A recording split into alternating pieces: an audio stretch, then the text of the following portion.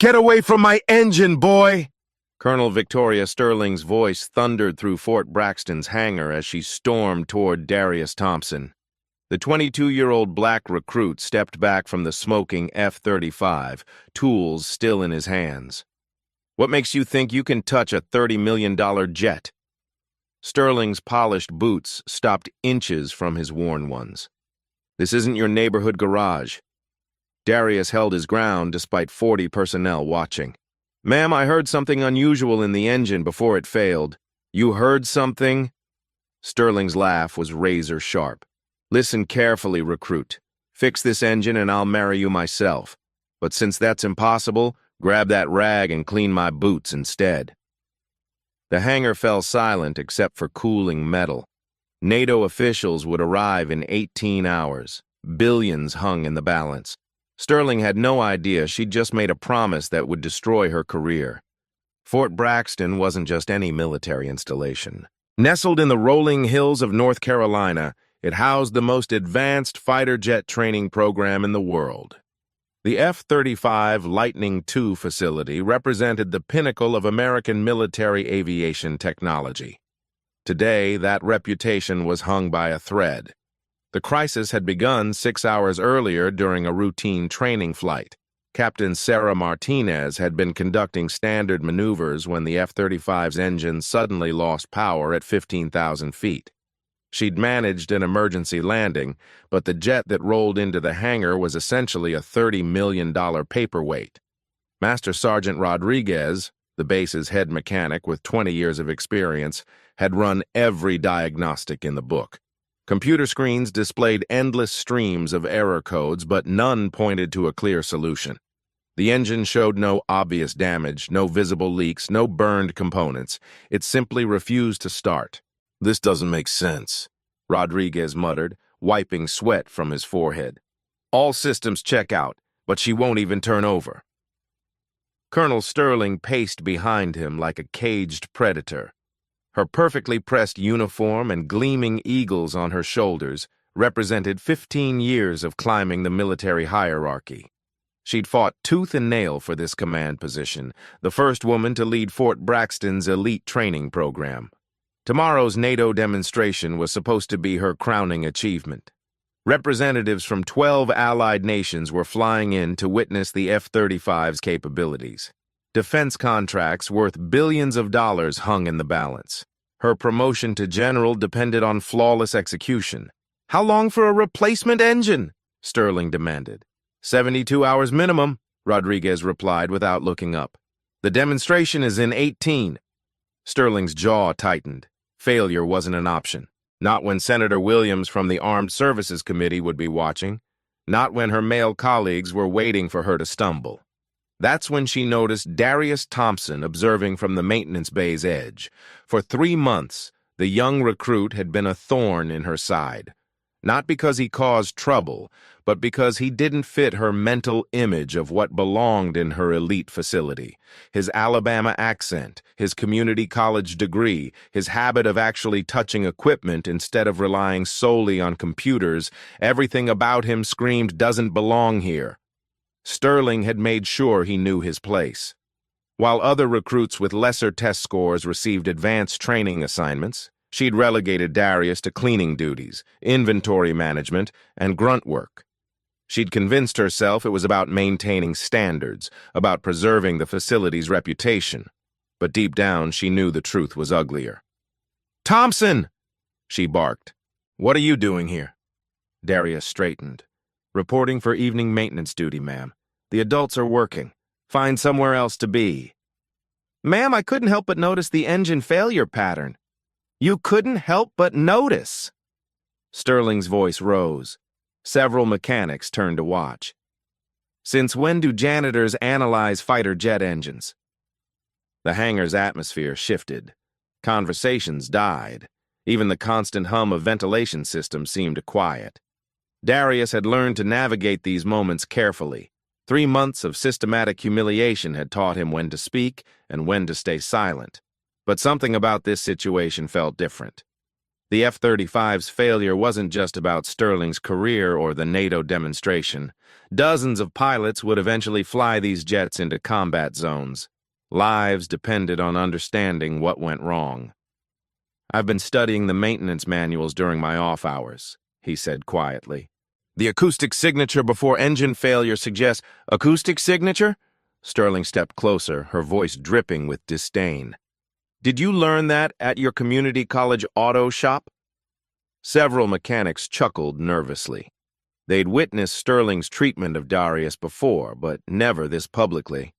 The young recruit's face remained impassive, but his hands clenched slightly at his sides. "Actually, ma'am, I earned my mechanical engineering degree from Alabama AANDM while working 2 jobs to support my family." The admission hung in the air like a challenge. Sterling felt her authority being questioned in front of her subordinates. That couldn't stand. "Mechanical engineering?" She laughed harshly. "From a school I've never heard of. How impressive." Rodriguez shifted uncomfortably. He'd actually reviewed Darius's file when the recruit first arrived. The kid's aptitude scores were off the charts, especially in diagnostic reasoning, higher than most of the facility's career mechanics. But Sterling wasn't interested in aptitude scores. She saw a young black man who didn't know his place, who had the audacity to speak up when he should stay quiet. "Here's what's going to happen, Thompson. You're going to grab a mop and clean the restrooms. Leave the impossible problems to people with real qualifications." "Ma'am, with all due respect—" "Respect?" Sterling's voice echoed through the hangar. "You want to talk about respect while a billion-dollar demonstration hangs in the balance?" She gestured toward the silent F-35. 20 of the military's finest engineers are stumped by this problem, but somehow you think your community college education makes you qualified to solve it? The crowd around them had grown. Word was spreading through the base that something was happening in Hangar 7. Off-duty personnel were finding excuses to walk by. The confrontation was becoming entertainment. Sterling sensed the audience and played to it. "Tell you what, Thompson, I'll make you a deal in front of all these witnesses." She raised her voice so everyone could hear. "If you can fix this engine, if you can solve what our best people can't, I'll personally recommend you for officer training. Hell, I'll write you a letter of recommendation to MIT myself." The mechanics exchanged glances. This was escalating beyond normal workplace tension, but Sterling wasn't finished. The humiliation had to be complete, public, and memorable. "In fact, fix this engine by dawn and I'll marry you myself. I'll even wear my dress blues for the ceremony." The hangar erupted in nervous laughter. Several people pulled out phones to record what they assumed would be the recruit's inevitable backing down. Sterling smiled triumphantly. She'd created a no-win situation. Darius would either refuse the challenge and confirm his place in the hierarchy, or accept it and fail spectacularly in front of everyone. What she didn't expect was the quiet confidence that crossed his face.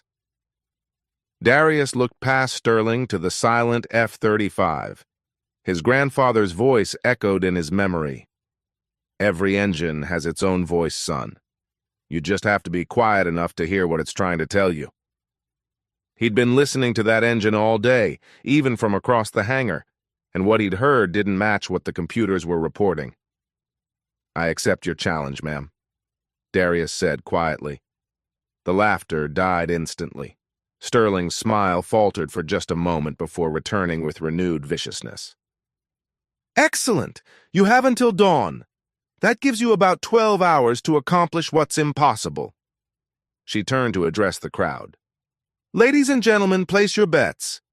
Will our janitor solve the mystery of the F-35? What happens next will shock you. This young recruit is about to prove that sometimes the most powerful person in the room isn't the one wearing the most stripes. But first, you need to understand how Darius Thompson became the man who could hear what others couldn't. His story begins in a place where broken engines were just another part of life, and fixing the impossible was a family tradition. The story of Darius Thompson began 40 miles outside Montgomery, Alabama, in a place where broken things weren't thrown away. They were brought back to life. His grandfather, Samuel Big Sam Thompson, had spent World War II as a mechanic with the legendary Tuskegee Airmen. While those brave pilots earned fame for their combat heroics, Big Sam worked in the shadows, keeping P-51 Mustangs flying when spare parts were scarce and prejudice ran deep. After the war, Sam returned to Alabama with calloused hands and a head full of knowledge that no college could teach. He built a small garage behind his farmhouse where neighbors brought their dying tractors, sputtering pickup trucks, and broken dreams wrapped in rust and oil. Darius spent his childhood in that garage, watching his grandfather perform miracles with little more than intuition and determination. While other kids played video games, Darius learned to feel the heartbeat of a Chevy small block, to hear the whispered complaints of a worn transmission. "Come here, boy," Big Sam would say, his weathered hands guiding small fingers to an engine block. "Close your eyes and tell me what you feel." At first, Darius felt nothing but vibration and heat, but gradually, under his grandfather's patient teaching, he began to sense the subtle rhythms that revealed an engine's secrets, a slight irregularity in idle speed that predicted carburetor failure, a barely perceptible knock that meant worn bearings were crying for help. "Every engine has its own voice," Big Sam would explain while they worked side by side in the Alabama heat. "Most folks just hear noise.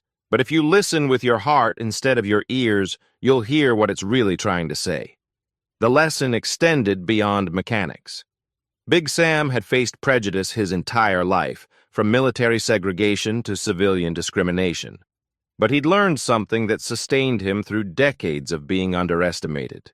"Son, the world's going to tell you what you can't do based on where you come from or what you look like," he'd say while teaching Darius to rebuild a carburetor. But an engine don't care about any of that. It just wants someone who understands its language. Those summer afternoons in the garage became Darius's real education.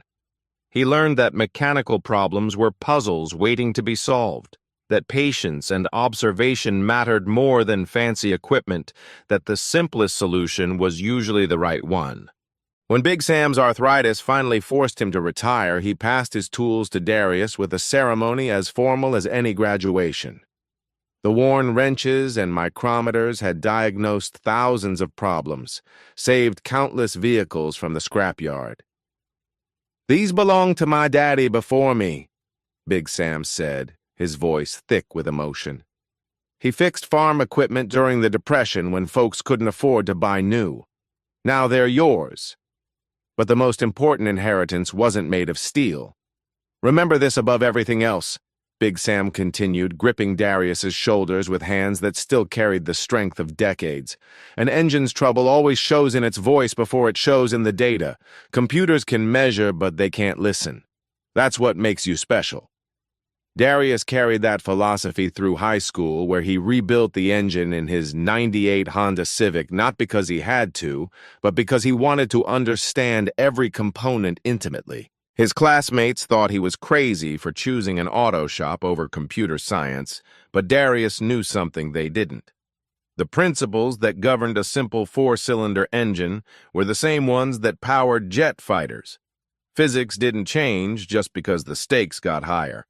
When he earned his mechanical engineering degree from Alabama AANDM, Darius was one of only 3 students who'd actually built an engine from scratch. His professors recognized something rare, a young man who combined theoretical knowledge with practical wisdom. But it was during a summer internship at an aircraft salvage yard that Darius discovered his true calling. The yard specialized in military aircraft, and he spent long days crawling through the remains of retired fighters, learning how advanced engines differed from their automotive cousins. The complexity was breathtaking. Turbofan engines operated on principles that pushed physics to its limits. Temperatures that would melt most metals, pressures that could crush steel, tolerances measured in thousandths of inches. Yet underneath all that sophistication, Darius heard the same basic language his grandfather had taught him to understand. Metal expanding under heat, bearings wearing against their races, air flowing through passages designed by genius and manufactured by craftsmen. One afternoon, while examining a retired F-16 engine that had failed catastrophically, Darius made a discovery that would change his life. The official failure report blamed metal fatigue, but as he listened to the way air moved through the damaged components, he heard a different story. Foreign object debris. A bolt, probably dropped during maintenance, had been ingested into the engine core. The subsequent damage had been misdiagnosed because investigators focused on symptoms rather than causes. His supervisor, a gruff ex-Air Force mechanic named Rodriguez, was skeptical at first. But when they disassembled the engine completely, there it was, a twisted piece of hardware that had triggered a cascade of destruction. "How'd you know?" Rodriguez had asked. "My grandfather taught me that engines always tell the truth," Darius replied. "You just have to know how to listen." That lesson had carried him through basic training, through the challenges of military life, through 3 months of systematic humiliation at Fort Braxton. Now, standing in front of a crowd that expected him to fail, Darius closed his eyes and heard Big Sam's voice one more time. An engine's trouble always shows in its voice before it shows in the data. The F-35's engine had been trying to tell its story all day. Finally, someone was ready to listen. The hangar had transformed into an arena. Word of Sterling's challenge spread through Fort Braxton like wildfire, drawing personnel from every corner of the base. Mechanics abandoned their posts. Administrative staff found excuses to visit Hangar 7. Even the mess hall crew paused dinner prep to witness what promised to be either spectacular failure or impossible miracle. Colonel Sterling stood at the center of it all, feeding off the energy like a predator sensing wounded prey. She'd orchestrated this moment perfectly, a public humiliation so complete that no one would ever question her authority again. "Ladies and gentlemen," she announced, her voice carrying to every corner of the growing crowd, "we're about to witness something unprecedented. A recruit with a community college degree thinks he can solve what 20 military engineers cannot." Nervous laughter rippled through the assembly. Smartphones appeared, recording what most expected to be a career-ending disaster for the young black recruit who dared to challenge the base commander. Sterling's confidence was absolute. This public challenge would cement the lesson permanently, serving as a warning to anyone else who might consider stepping out of line. But across the hangar, someone else was watching with very different eyes. Chief Master Sergeant Maria Santos had been changing out of her flight suit when word reached the pilot quarters. At 48, she'd spent 25 years in the Air Force, becoming the first Latina to hold the position of senior flight engineer at Fort Braxton. Santos had seen Sterling's treatment of Darius from the beginning. The systematic exclusion from training, the assignment of menial tasks despite exceptional test scores, the casual dismissals that spoke to deeper prejudices. More importantly, Santos recognized something in the young recruit that Sterling had missed entirely. The way he observed aircraft with genuine fascination, the questions that revealed uncommon understanding, the quiet confidence that never wavered despite constant humiliation. Santos pushed through the crowd until she stood near the front, her presence commanding automatic respect. "Colonel Sterling, if I may?" Sterling turned, momentarily thrown off. "Chief Santos, I didn't expect to see you here." "Wouldn't miss it," Santos replied carefully. "Though I have to ask, what's your assessment of the situation, Thompson?" Darius had been quiet through the growing spectacle, using the time to observe and think. Now, with Santos giving him an opening, he spoke carefully. "Ma'am, I've been listening to the engine since the emergency landing. The acoustic signature suggests possible foreign object debris in the core, but the location makes it difficult for standard diagnostics to detect." Rodriguez looked up from his diagnostic station. "What kind of acoustic signature?" "Harmonic distortion in the turbine section. There's a resonance that shouldn't be there, like something's disrupting the airflow pattern." Several mechanics exchanged glances. That was specific technical language, not the vague guessing they'd expected. Sterling felt the crowd's mood shifting and moved quickly to regain control. "Impressive vocabulary, Thompson. Did you memorize that from a manual?" "No, ma'am. I learned it from my grandfather, Samuel Thompson. He maintained P-51 Mustangs with the Tuskegee Airmen." The admission hit Santos like a physical blow. She stepped forward, her voice filled with sudden intensity. "Samuel Thompson? Big Sam from Montgomery?" Darius nodded, surprised by her reaction. "You knew him?" "That man saved my father's life. Sergeant Carlos Santos, 332nd Fighter Group. Your grandfather kept his Mustang flying through missions when everyone said the engine was done for." The hangar fell silent except for the hum of ventilation systems. The connection between past and present suddenly made the moment feel larger than a simple confrontation. Santos continued, her voice carrying the weight of family history. "And my father told me stories about Big Sam until the day he died. Said he could diagnose engine problems by sound alone and find solutions that escaped engineers with fancy degrees." She looked directly at Sterling. "Said he had a grandson who was learning the same gift." Sterling realized she was losing control entirely. What had started as simple public humiliation was becoming something else, something that threatened to expose her own prejudices while elevating Darius to sympathetic status. "This is all very heartwarming," she interrupted sharply, "but we're dealing with reality here. Sentiment doesn't fix fighter jets." "You're absolutely right," Santos agreed. "So let's test reality." She turned back to Darius. "You think you can diagnose this problem?" "I'd like to try, ma'am, if Colonel Sterling is serious about her offer." All eyes turned back to Sterling. She'd painted herself into a corner with her public challenge, but backing down now would be even more damaging. "Oh, I'm completely serious," she said, her voice dripping with false confidence. "Fix this engine by dawn and I'll honor every word I said. Officer recommendation, MIT letter, the whole package." She paused for effect, letting her smile turn predatory. "But when you fail, and you will fail, I want your transfer request on my desk by noon. This base has no room for people who don't know their limitations." The crowd stirred at the raised stakes. This was no longer about fixing an engine. It was about respect, hierarchy, and the courage to challenge systems that kept people in their assigned places.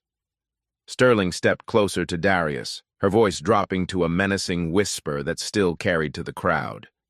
"Let me be crystal clear, recruit. You're about to embarrass yourself in front of the entire base. When this is over, you'll be lucky to get assigned to latrine duty at the most remote outpost I can find." She straightened, addressing the crowd again. "But hey, maybe I'm wrong. Maybe this janitor really can accomplish what our $1 million diagnostic equipment cannot." The insult hung in the air like poison. Several mechanics shifted uncomfortably, recognizing that this had moved beyond professional disagreement into something uglier. Darius looked around the hangar at faces that ranged from curious to hostile to hopeful. Then his gaze settled on the silent F-35, its engine cowling open like a patient waiting for surgery. "I accept those terms, ma'am," he said quietly. Sterling's smile widened. "Excellent. You have 11 hours and 37 minutes until dawn. The clock starts now." She gestured toward the jet like a game show host revealing a prize. "Ladies and gentlemen, let's see if community college engineering can accomplish what the military's finest cannot." The crowd pressed closer as Darius approached the F-35 with the reverence of someone entering a cathedral. He placed his hand on the engine cowling and closed his eyes. For 30 seconds, the hangar was completely silent except for the distant hum of base operations. When Darius opened his eyes, something had changed in his expression. The uncertainty was gone, replaced by quiet determination. Santos watched him with growing respect. She'd seen that look before, in mechanics who possessed something beyond training or education, an intuitive understanding that couldn't be taught in any classroom. Sterling noticed the change, too, and for the first time since issuing her challenge, she felt a flicker of doubt. But it was too late to back down now. Too many people were watching. Too much was at stake. The real test was about to begin. Silence settled over Hangar 7 like a heavy blanket. 43 military personnel watched as Darius Thompson approached the disabled F-35 with movements that seemed almost ceremonial. His worn boots made no sound on the polished concrete as he circled the aircraft, studying it from every angle. Colonel Sterling stood with her arms crossed, confident smile never wavering. She'd given him enough rope to hang himself publicly. Now all she had to do was wait for the inevitable failure. But Chief Santos noticed something the others missed. Darius wasn't rushing to open panels or grab diagnostic equipment. Instead, he was listening. His head tilted slightly, eyes closed, as if hearing something beyond the range of normal perception. "What's he doing?" whispered Technical Sergeant Carter. "Being dramatic," Sterling replied, loud enough for everyone to hear. "Probably trying to figure out how to gracefully back down." Darius ignored the commentary. His grandfather's voice echoed in his memory. "First, you listen. The engine will tell you its story if you're patient enough to hear it." He placed his right hand on the engine cowling, feeling the residual heat through the metal. Then methodically he began moving around the aircraft, touching different points, pausing at each to absorb information that instruments couldn't measure. The crowd grew restless. This wasn't what they'd expected. Where were the tools, the diagnostic computers, the frantic activity of someone trying to solve an impossible problem? After 5 minutes of this ritual, Rodriguez finally spoke up. "Thompson, you planning to actually work on the engine or just pet it all night?" Darius opened his eyes and turned to face the assembled crowd. When he spoke, his voice carried a confidence that made Sterling's smile falter slightly. "I need complete silence for the next 10 minutes. No talking, no movement, no electronic devices. The engine needs to tell me what happened during today's flight." "This is ridiculous," Sterling snapped. "Engines don't talk, recruit. They follow the laws of physics." "Yes, ma'am, they do. And physics creates patterns that trained ears can interpret." Santos stepped forward before Sterling could respond. "Everyone heard the man. 10 minutes of silence. Anyone who can't manage that can leave now." The authority in her voice was absolute. Conversations died instantly. Smartphones disappeared into pockets. Even the skeptics found themselves holding their breath. Darius approached the F-35's intake and placed his ear against the housing. To the watching crowd, he looked like a doctor using a stethoscope, searching for a heartbeat in a patient who appeared lifeless. For 3 minutes, Darius remained motionless against the engine housing. Then, slowly, he began moving his head to different positions, each time pausing to listen with an intensity that was almost spiritual. When he finally spoke, his voice was barely above a whisper, but it carried clearly in the silent hangar. "There's a harmonic distortion in the high-pressure compressor section, frequency approximately 847 Hz with irregular amplitude variations." Rodriguez blinked in surprise. That was impossibly specific information to gather without instruments. Darius continued, his voice growing stronger as confidence built. "During normal operation, the F-135 engine produces a consistent acoustic signature, but this engine is singing off-key. Something's disrupting the airflow in the compressor." He pulled out his personal smartphone and opened an acoustic analysis app, the same one he'd used to tune car engines back home.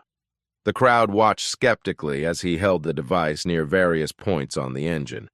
"Standard F-135 idle resonance should be 834 Hz, he explained, showing the phone's display to Rodriguez.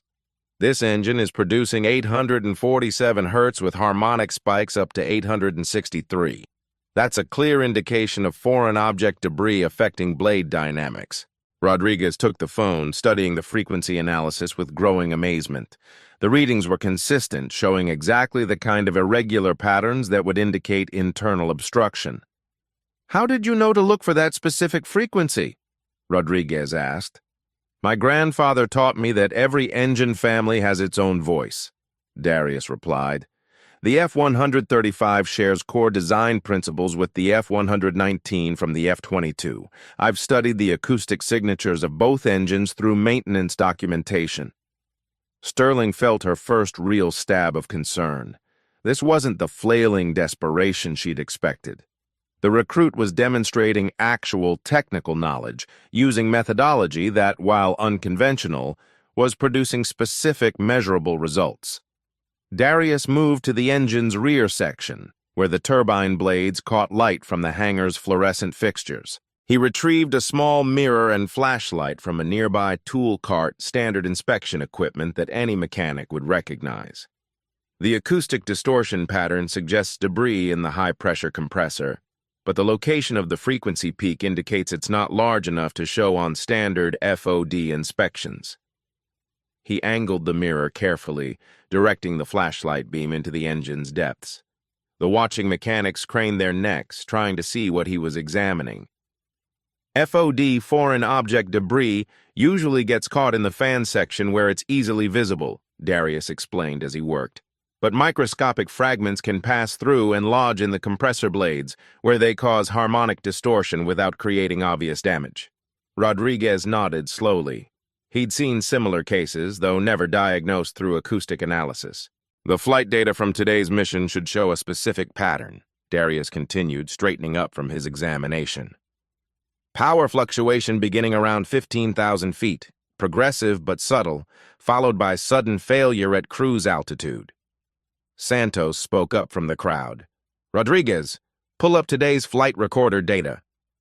Rodriguez moved to his diagnostic station and began typing commands.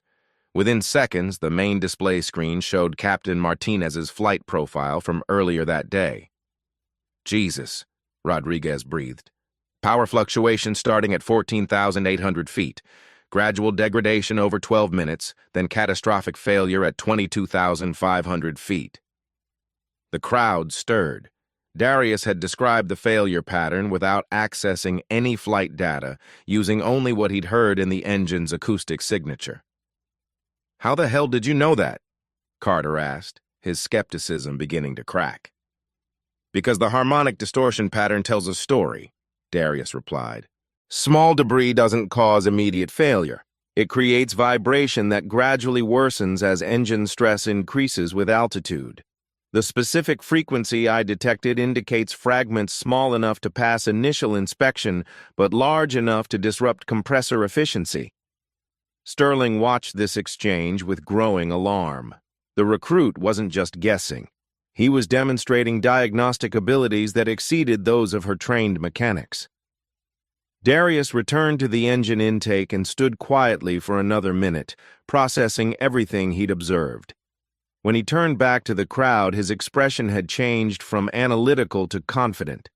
The debris is lodged in the Stage 3 compressor blades, probably embedded in the leading edge where normal inspection can't detect it. Removing it doesn't require engine teardown or blade replacement. What are you suggesting? Rodriguez asked. Reverse flow purge. We use the engine's own design against the problem. Sterling couldn't stay silent any longer. Reverse flow purge? That's not a standard F-135 procedure. No, ma'am, it's not. But the principle is sound. The F-135 has variable geometry inlet guide vanes and a sophisticated bleed air system. By manipulating inlet airflow and activating specific bleed valves in sequence, we can create a controlled reverse pressure wave through the compressor section. He moved to Rodriguez's diagnostic station and pulled up the engine's technical schematic.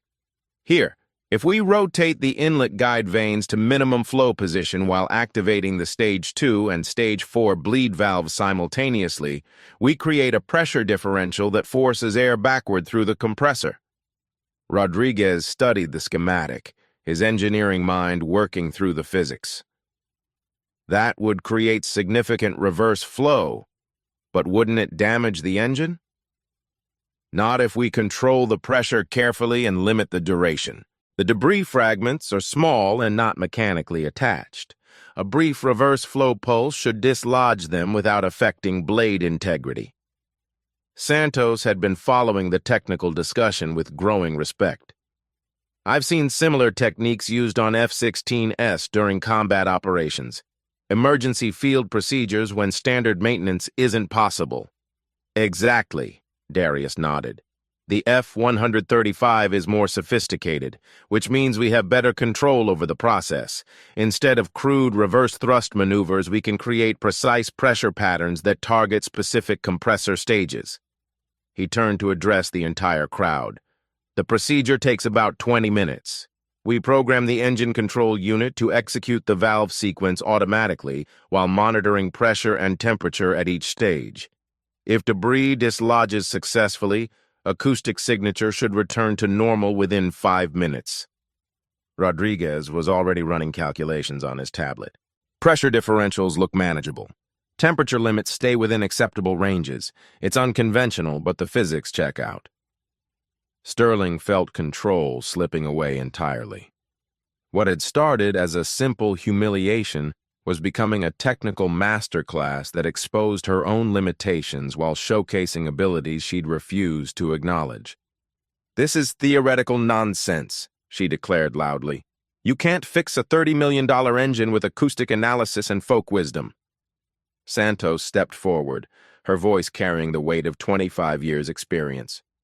"Actually, Colonel, some of our most effective combat maintenance techniques came from exactly this kind of innovative thinking. Sometimes unconventional solutions work when standard procedures fail." She looked directly at Darius. "I've seen enough. This young man understands engine dynamics better than most career mechanics. His methodology is sound, his reasoning is logical, and his diagnostic accuracy has been proven by flight data correlation." The crowd murmured agreement. Even the skeptics had been impressed by Darius's systematic approach and technical precision. "The question now," Santos continued, "is whether we're going to let pride prevent us from trying a solution that might actually work." All eyes turned to Sterling. She was trapped between her public challenge and her private fears, between maintaining authority and admitting she'd underestimated someone based on prejudice rather than capability.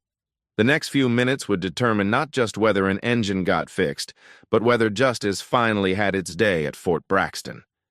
The hangar fell silent except for the hum of diagnostic equipment as Darius approached the F-35's control interface. Every person present understood they were witnessing something unprecedented, a moment that would either validate revolutionary thinking or end a young man's military career. Colonel Sterling stood rigid, her jaw clenched tight. She'd painted herself into an impossible corner. Allowing this procedure meant risking a $30 million aircraft on theories from someone she'd dismissed as unqualified. Chief Santos positioned herself where she could monitor both engine parameters and Sterling's reactions. 25 years of military service had taught her to recognize pivotal moments. "Rodriguez," Darius said quietly, "I'll need you to monitor compressor temperatures while I program the valve sequence. If we see readings above normal limits, we abort immediately." Rodriguez nodded, his initial skepticism replaced by professional curiosity. The recruit's technical knowledge had proven legitimate. Now they'd discover whether his unconventional solution could work in practice. Darius connected his tablet to the engine's maintenance interface, fingers moving across the screen with practiced precision. Lines of code appeared, programming the complex sequence of valve operations that would create the reverse flow pulse. "Stage 2 bleed valve programmed for 3.2-second activation," he announced. "Stage 4 bleed valve set for 2.8-second overlap.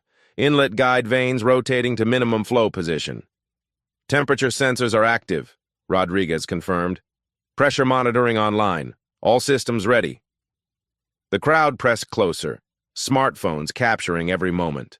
This footage would either document a breakthrough or spectacular failure. Darius paused with his finger over the execution command. His grandfather's voice whispered in memory. "Trust what the engine tells you, son. It never lies." "Beginning reverse flow purge sequence," he announced. The F-35's engine control unit came alive with electronic chirps as valve actuators responded to programmed commands. Deep within the engine, pressurized air began flowing in directions it was never designed to travel. On Rodriguez's monitoring screen, pressure readings fluctuated as the orchestrated sequence unfolded. Stage 2 bleed valve opened with a sharp hiss, followed by Stage 4. Air that normally flowed front to rear suddenly reversed course, creating powerful pressure waves moving backward through the compressor section. "Pressure spike in compressor section," Rodriguez called out, "still within acceptable limits." The sound was unlike anything the mechanics had heard. Instead of normal whoosh of air flowing through turbine blades, the engine produced deep, rhythmic pulsing as artificial pressure waves moved against natural airflow patterns. "Temperature rising but stable," Rodriguez reported. "Compressor vibration showing, wait." He leaned closer to instruments, watching readouts that seemed almost too good to be true. Vibration frequency is changing, dropping from 847 hertz toward normal range. The crowd stirred. Even without technical training, they could hear the difference. The engine's acoustic signature was shifting, the off-key resonance gradually harmonizing into something healthier. "Debris displacement confirmed," Rodriguez announced, excitement creeping into his voice. "Frequency now at 841 hertz and stabilizing." Darius monitored the procedure with intense concentration, ready to abort if any parameter moved toward dangerous territory. But the F-135's sophisticated control systems were handling unconventional demands exactly as calculated. "Final pressure pulse," he announced. 3, 2, 1, mark. The last valve sequence activated with precision timing. A final rush of reverse airflow swept through the compressor section, carrying away microscopic fragments that had caused catastrophic failure hours earlier. Then suddenly, silence. The engine sat motionless, internal systems cycling back to normal configurations. Inlet guide vanes rotated to standard positions. Bleed valves closed with soft mechanical clicks. Status lights on Rodriguez's panel shifted from amber warnings to steady green.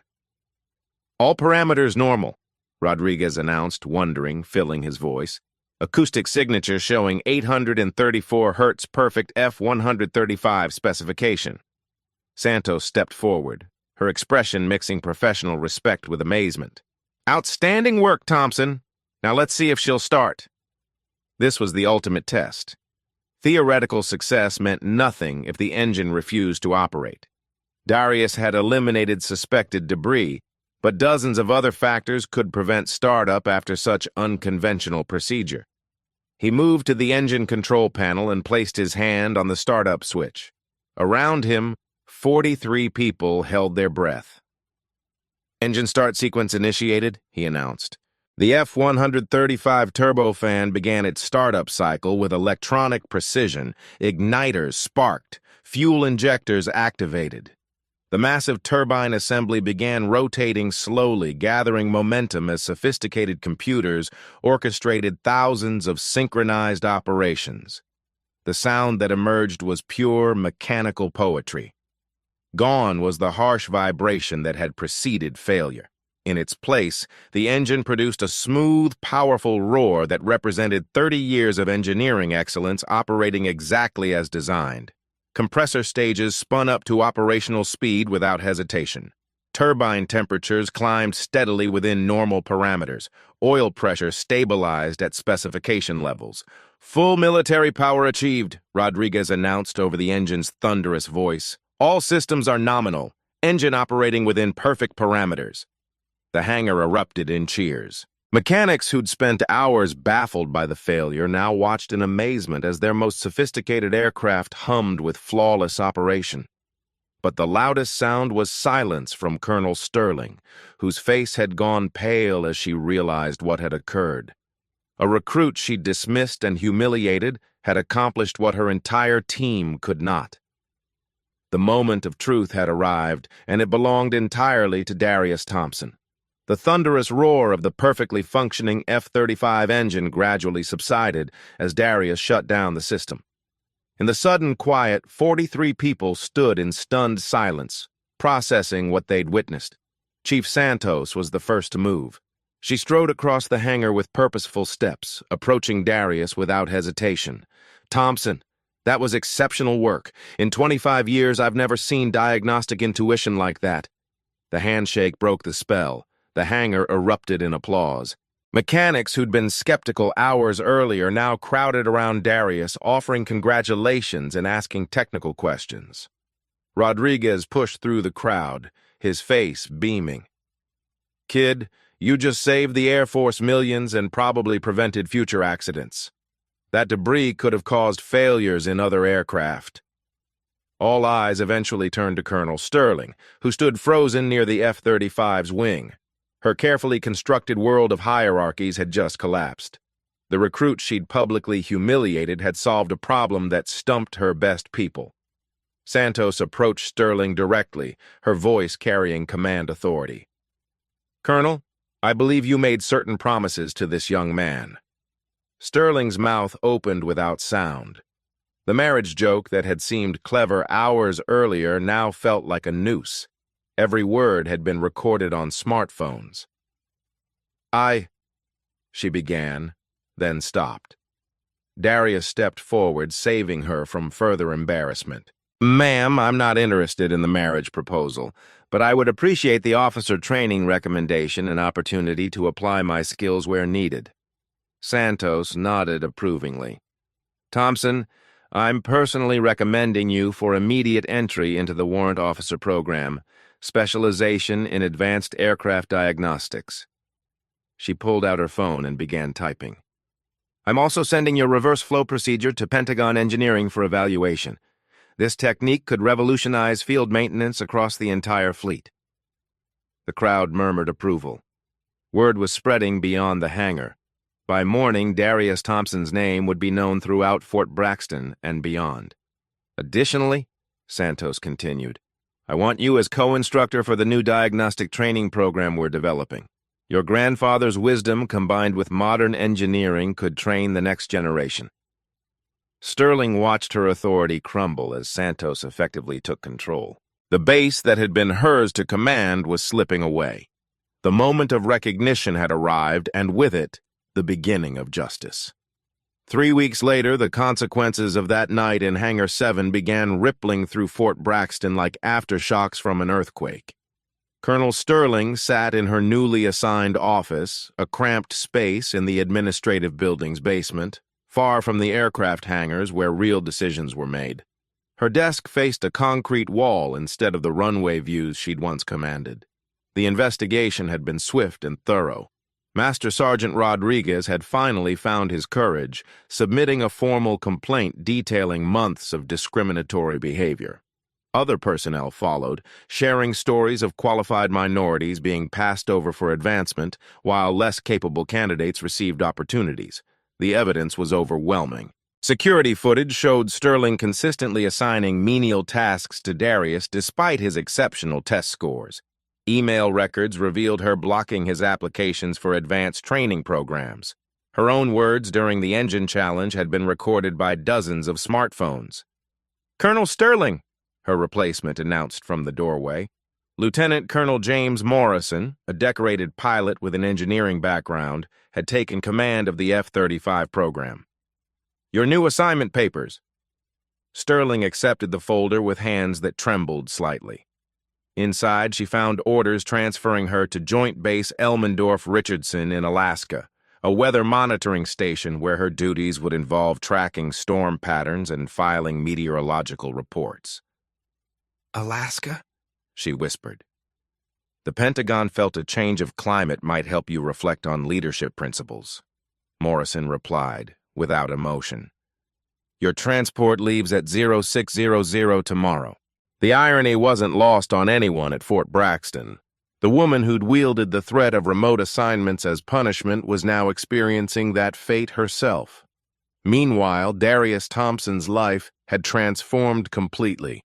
His warrant officer commission had been expedited through Pentagon channels, fast-tracking him past years of typical bureaucracy. The reverse flow diagnostic technique he'd pioneered was being implemented across all F-35 squadrons, with mandatory training for maintenance crews. But the most satisfying change was cultural. New protocols required technical competency testing for all supervisory positions. Educational background remained important, but practical problem-solving abilities carried equal weight. Community college graduates could no longer be dismissed simply because their degrees lacked Ivy League prestige. A diversity task force, led by Chief Santos, began reviewing personnel files to identify other talented individuals who'd been overlooked due to prejudice. 3 mechanics received immediate promotions. 2 recruits were fast-tracked into officer programs. The Darius Protocol, as base personnel had dubbed the new evaluation system, emphasized mentorship over hierarchy, collaboration over competition. Sterling's former subordinates adapted quickly to the new environment. Rodriguez found himself working directly with Darius on advanced diagnostic procedures, their partnership producing maintenance innovations that impressed Pentagon officials. Technical Sergeant Carter, who'd once laughed at Sterling's humiliation tactics, now volunteered to help implement diversity training across the base. "I was part of the problem," she admitted during one session, "but I want to be part of the solution." The NATO demonstration had proceeded flawlessly 3 weeks earlier, with Darius presenting his diagnostic methodology to international defense officials. Orders for F-35 aircraft increased by 30% as allies gained confidence in the improved maintenance protocols. Senator Williams, initially skeptical about the unorthodox events at Fort Braxton, became an advocate for promoting innovative thinking within military ranks. The base received additional funding for advanced training programs. Sterling's career wasn't destroyed, but it was permanently diminished. Her personnel file now contained formal reprimands that would prevent future promotions. The general stars she'd pursued so aggressively would remain forever out of reach. Justice at Fort Braxton didn't require vindictive punishment. The natural consequences of Sterling's actions, loss of respect, career stagnation, professional exile, provided appropriate accountability. Most importantly, systemic changes ensured her discriminatory practices couldn't continue. Future recruits would be evaluated on merit rather than prejudice, potential rather than pedigree. The base had learned that true leadership meant recognizing talent wherever it emerged, not suppressing it when it challenged comfortable assumptions. Sterling's Alaska assignment would begin at dawn, but her legacy of discrimination was already ending. 6 months later, Warrant Officer Darius Thompson stood before a classroom of diverse recruits at the Air Force Academy, teaching the diagnostic principles his grandfather had passed down in an Alabama barn. The Thompson method was now standard protocol across NATO air forces. 12 aircraft failures had been prevented using acoustic analysis techniques that combined traditional wisdom with modern technology. Sterling had adapted to her new reality monitoring weather patterns in Alaska, far from the aircraft she'd once commanded. Her story served as a cautionary tale throughout military leadership training. But Darius's greatest pride came from a letter in his quarters, a handwritten note from Big Sam's nursing home, where his grandfather watched news coverage of his success with tears of joy. "Every engine has its own voice," the letter concluded. "But you, grandson, you gave voice to something much more important. You spoke for everyone who's been told they don't belong. Sometimes the quietest voices carry the most powerful truths. If you were in Darius's position, would you have had the courage to accept Sterling's impossible challenge? There's a detail at minute 4:23 that only sharp-eyed viewers will catch. Watch again and see if you spot it. Subscribe if you believe talent deserves recognition regardless of where it comes from, and share this story with someone who needs to hear that their potential matters. #Justice for underestimated #Military justice #Talent recognition.